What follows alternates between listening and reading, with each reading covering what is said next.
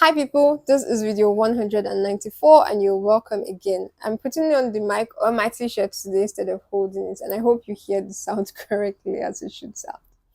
Anyhow, negotiation is powerful, and by the time you get to the end of this video, you understand why, because we're going to be talking about examples that you know, certainly most times, and you'll be able to see just how much negotiation is powerful.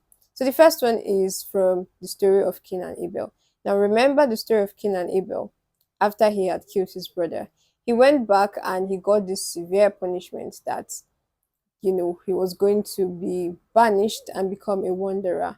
But here's what he said. He told God and told him that if you banish me, anyone that sees him is going to kill him. And so God at that point in time spoke to him and was like, okay, you're going to have a mark that anyone that sees you is not going to kill you. Right. So he negotiated. He got this. He was like, this verdict you've given to me is too hard. If you read Genesis, you're going to say it. And he negotiated. And if God answered a murderer, how much more, someone else who is doing honest work, who is, in tune with what they should be doing. And this is not for you to judge in this story. Leave the story aside and learn the lesson from it. The second person who negotiated was Moses.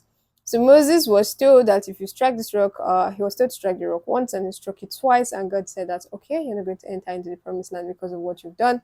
And then he was like, trying to speak about it to God. And then God was like, no more. He's going to not have more of this. But what he's going to do is that he's going to let him see the promised land, but he will not enter. See, another negotiation happened and it made things better.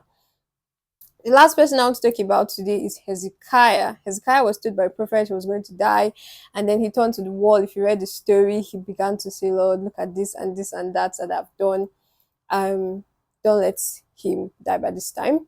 And then God told the prophet to go back and tell him that he has added 15 more years to his life. And he was like, give me a sign. And he asked for a sign that the shadow should move backwards. Yeah. And then that happened.